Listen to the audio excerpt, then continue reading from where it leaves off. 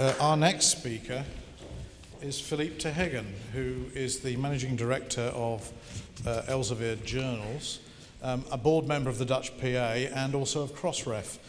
He holds a doctorate from Utrecht in biomedicine, and he's going to talk today about access models, open and subscription, and how they're growing. Philippe. Thank you, Michael.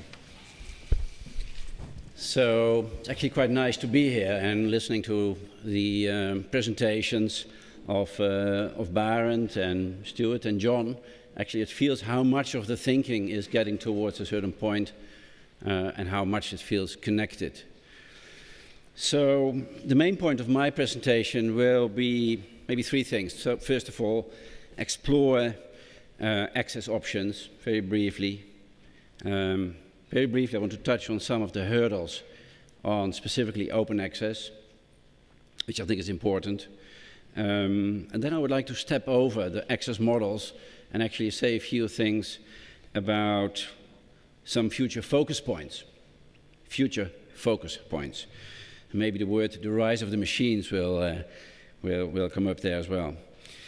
So before I start, actually, let me first sort of share a small anecdote. This is about a visitor in one of our offices, actually the London office, and of course all of you are getting visitors in your, if you're a publisher, in your offices as well. I mention this because this time it was a visitor from outside the world of research, right? His name was Simon Smith. He was the new ambassador in the UK, and he wanted just to get to understand what the publishing industry is doing. And of course that's a difficult thing to sort of explain if you are an outsider, towards an outsider of, if you like, research.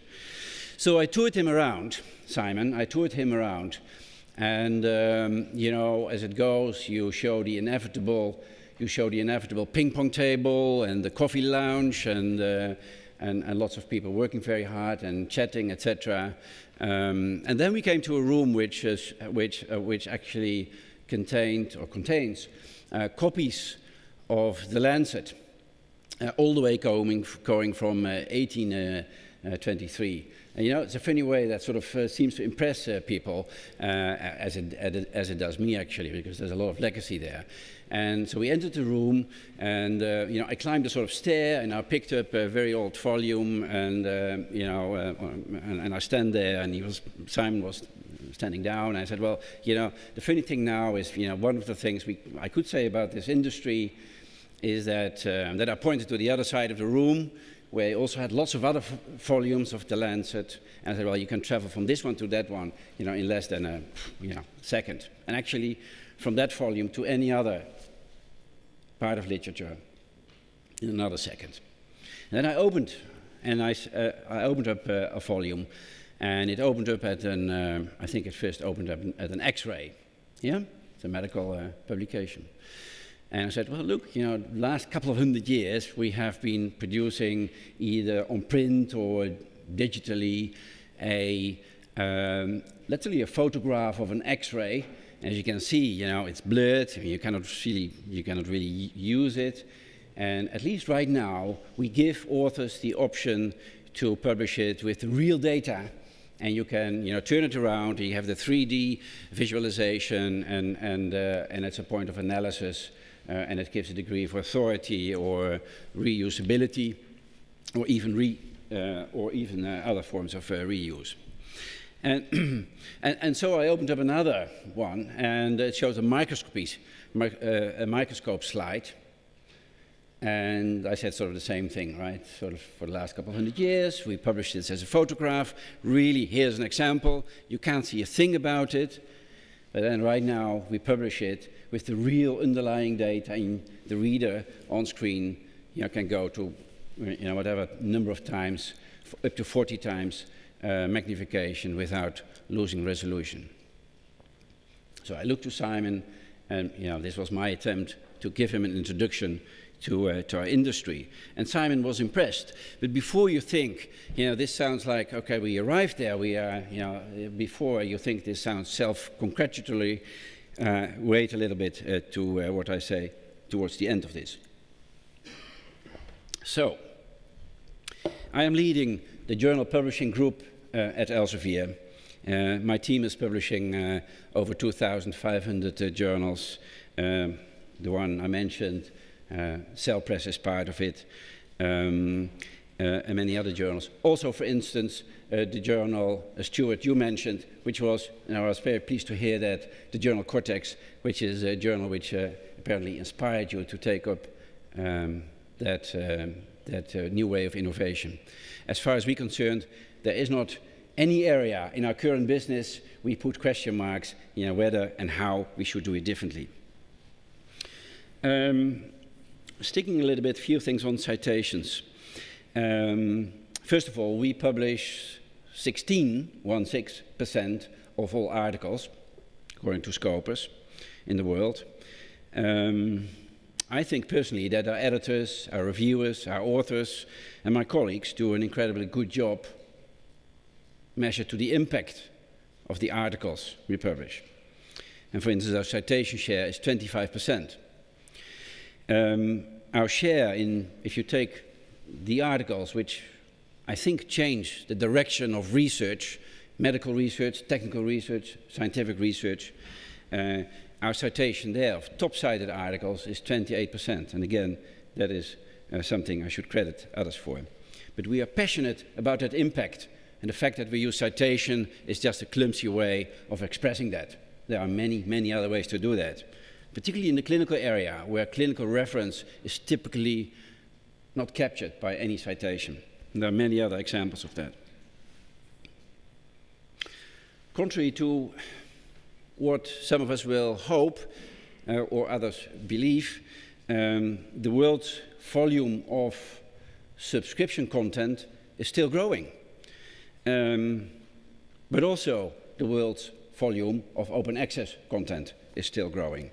And we grow typically in both of those type of, if you like, access models faster than the market, sometimes up to a factor 2.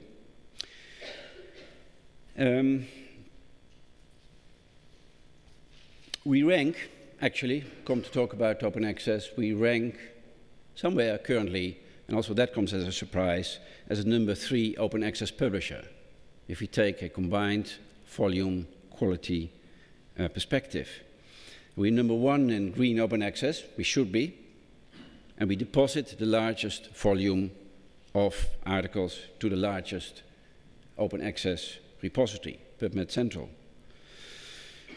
If I look back over the last 2 years, our teams have published every 8th working day a open access journal, typically after, I think, a preparation period of up to 2 years, sometimes longer. For our open access program, we like to think of applying the same standards of quality, of innovation, of integrity, of course, as all the rest of our program. Maybe a short thing about pricing. Our pricing of open access is actually a little bit below the world average. At similar quality, 75% of our journals on APCs are lower than comparable journals. So one of the many things we need to achieve is giving our authors, our customers, bang for their buck.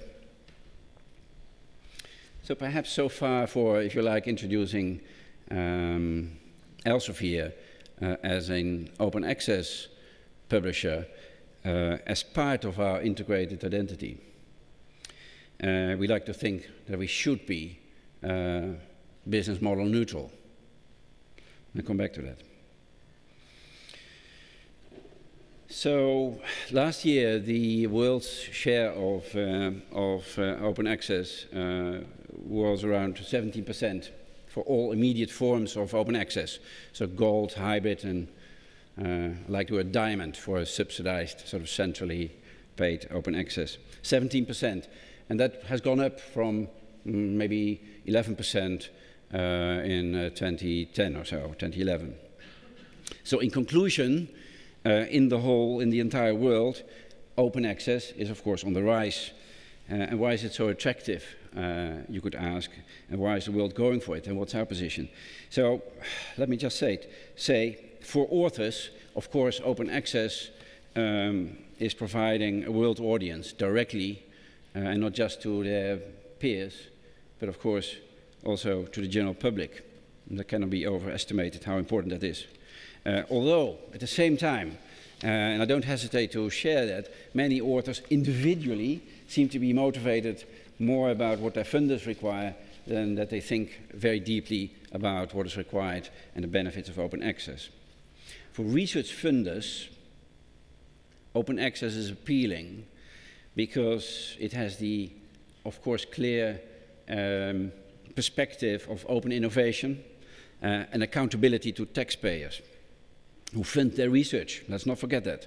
For publishers, well, I don't need to fill that in. It gives an immediate readership potential, whatever your motivations are. Together, whatever the benefits are, this is not a complete list. For me, there's enough here which is so attractive to support it. And if that's all true, if it's all benefits and all good intentions and directions and all stakeholders want it, why are we not there to the full? Why is it apparently hard to get to a full transition? So, is there enough money in the system? How can we achieve this? So, I think actually, taking this together, and I could be entirely wrong, that we go for at least a certain period, a prolonged period, where different access models actually live next to each other, whatever the models are. Right now it's mainly subscription and open access, paying to publish and paying to read next to each other. If there's a third and bigger model, we should endorse it as well. So, in my view, there's really one big, single big, but another one which is perhaps smaller, but one single big persistent factor in the current transition to open access. And indeed, that may hurt innovation. And the number one hurdle is that the endorsement of gold and hybrid open access is relatively uneven in many ways. And the main one is in its geographic distribution. Take, for instance, China or the US as a whole, but many other nations, they are not so interested in forms of immediate open access. That's true for main parts of other parts of Asia, South America, and even parts of Europe. And of course, within that, many exceptions do exist. In fact, the majority of countries inclined towards subscription models topped up by green open access. So just China and the US alone, as you know, are publishing 1 million articles out of the 2.5 million world volume. And the majority of that tends to gravitate towards subscription content. So how do we think about that? And this geographic unevenness in open access endorsement has a lot of implications. It is very, if you like, influential, impactful, and gives many frictions, in my view. Simply put, early open access movers pay to publish, but in addition, they have to pay for the world's subscription content. And the opposite, regions which tend to endorse regions or organizations or countries or institutes which pay predominantly for subscription content, they get sort of a cost relief. So in this system, in this circle, you would have, if you like, a cost penalty for early open access movers and a cost relief for late movers. In any system where you have this in place, you don't get fast transition, in my view. So I already said the lack of geographic disbalance gives, of course, lots of debate.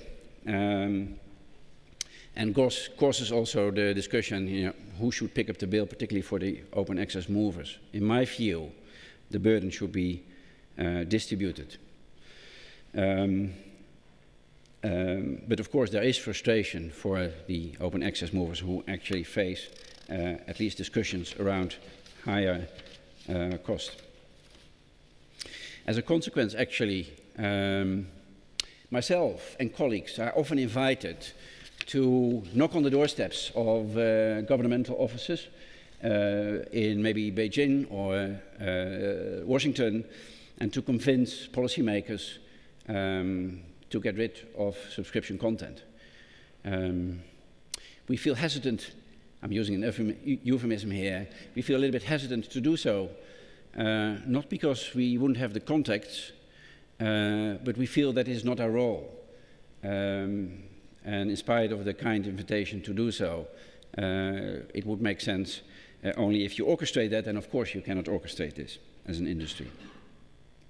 Understandably, this is adding up to the frustration of the good intentions of open access early movers. And unaddressed, this biggest hurdle, if it is unaddressed, you get into a situation where you have continuous friction, and funders looking to publishers, and in a way, the world of of open access late followers is financed in a way by others. I want to talk a little bit about the second hurdle, which is on quality, very briefly. A large volume of gold open access, and it's not quality, but the concept of peer review, which I think there is a link, and I love to discuss that with you. But a large volume of gold open access articles, of course, gravitates towards the concept of peer review based on sound science, which I think is a great concept with many promises. Sound science, as you know, is based only on a selection of the soundness of articles and the underlying research, of course. Now, sound science peer review does not select for peer review relevancy or novelty, and it leaves that to the readers, and there are many possibilities there. But the consequence is also that journals running on sound science peer review can accept a little bit more articles and can hence ask for a somewhat lower article processing charge. And compared to subscription content, I'm of the opinion that the number of open access journals not based on sound science are relatively limited. And the lower APCs in the sound science open access titles give a downwards pressure to APCs or cost of publication in general. Or they're even not offered as an option, as is the case in the high end of the journals. I skip saying anything here about green open access. Leave that for another time. I want to move a little bit away from thinking about access models, but actually thinking, what does access give access to? And of course, this has been very much also the pinnacle of some of the presentations already this morning. So it's very clear, sort of readdressing if you like, the rise of the machines. It's very clear that information technology of some form or shape is tremendously adding and potentially adding even more to the quality of articles, the quality of content. In fact, I believe that content without technology simply does not exist anymore. And the examples are so many, and they should be in the heart of research and research communication, not in the heart of the publishing process or the publishing industry. It should be in the heart of what researchers need. So just a few examples, and some of them have passed. And if you think of, for instance, original research data, the enormous amount of work to do. Elements of access, elements of extraction, elements of analysis, elements of visualization, and hopefully not what was the name of the infogram, the ridiculogram, yeah. But these are important things where I feel we are just at the beginning of. Elements of understanding methods, mining, explaining, elucidating the core of a method, the core of reproducibility in articles, and untapped almost untapped area.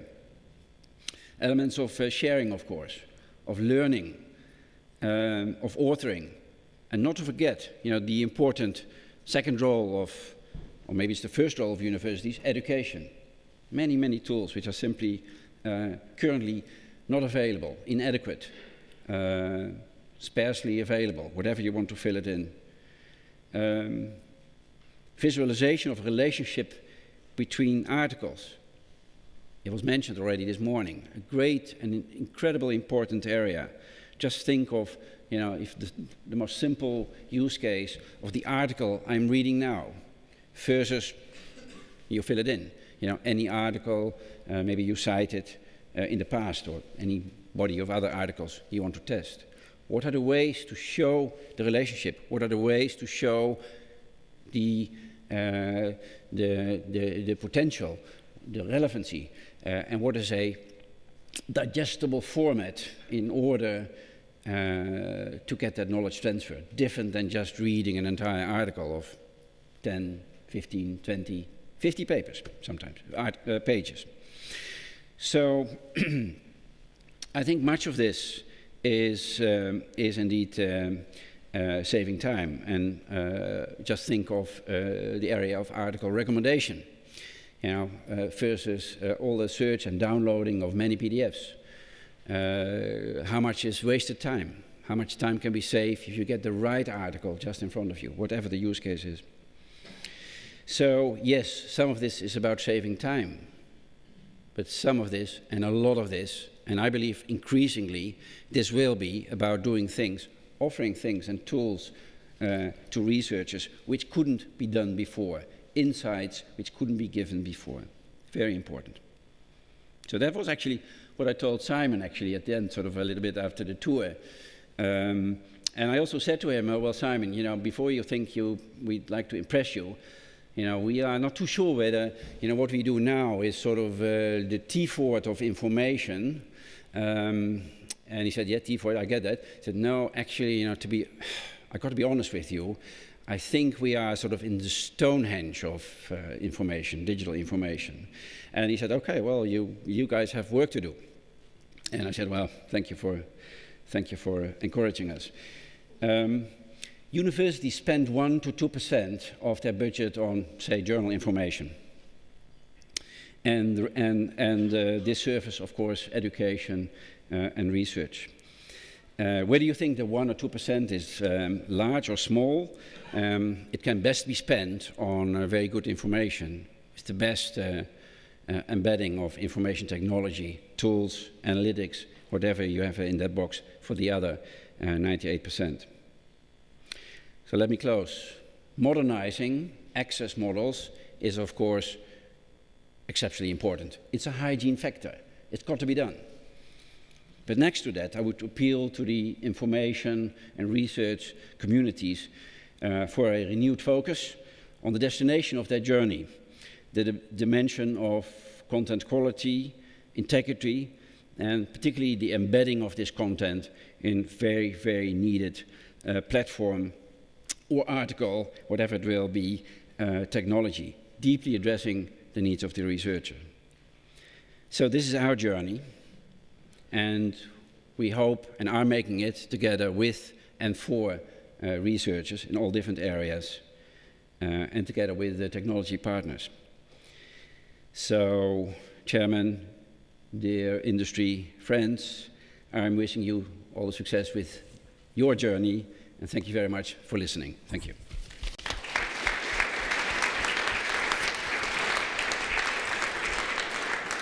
We have time for a couple of questions.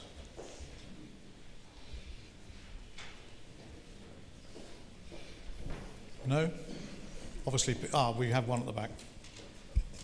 Bernd Pulver from EMBO. Philippe, you referred back to the earlier talks in the earlier session about technology development, which is clearly key in the future.